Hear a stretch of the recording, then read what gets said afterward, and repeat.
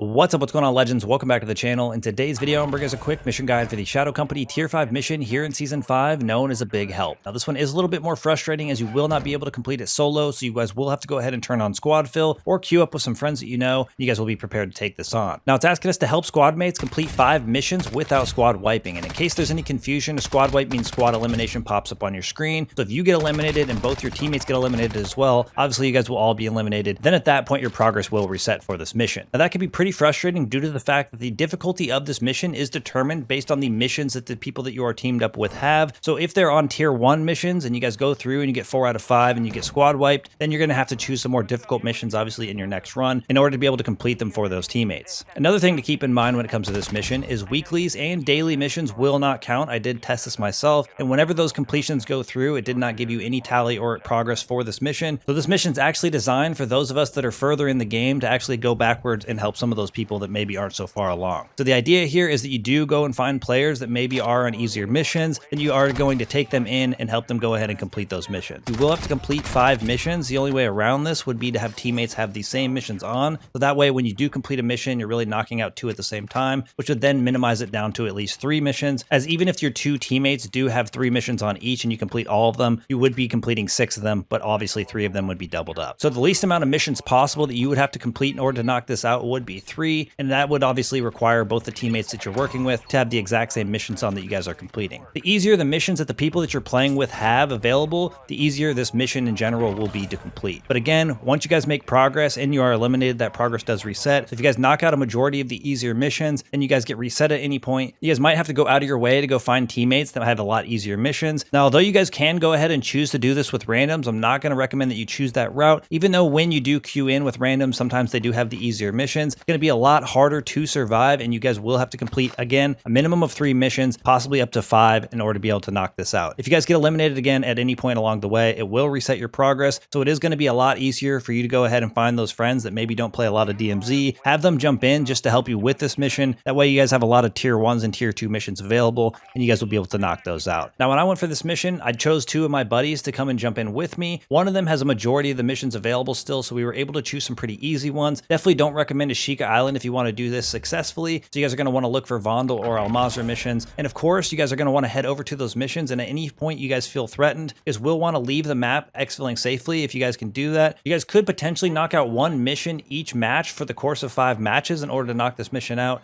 if that's what it takes to be successful. In our first match we went in, we actually got a bounty called in on us, so we went over to the exfil, jumped out, exfil safely, jumped into our next match to continue our progress as we already had 1 out of 5. Then we went through and knocked out the 4 available missions. Obviously, the easier missions you have, the easier this will be once again. So we went through and we did those easy missions pretty quickly, and we were able to obviously knock out the 5 squad missions that we needed. So what you guys are going to want to do is jump in with some friends, jump in with some randoms, and hope you have a little bit of luck. Go out there, complete their missions for them. They don't even have to know that you're doing it, just obviously have to go out there and be able to complete them, and then you guys will be able to knock out 5 missions without squad wiping, which is important. Once you do so, this mission will be complete. Now that's going to wrap things up for us here. Thank you guys for all the support in today's video, all the support in the channel, and I look forward to seeing y'all in the next one. Peace.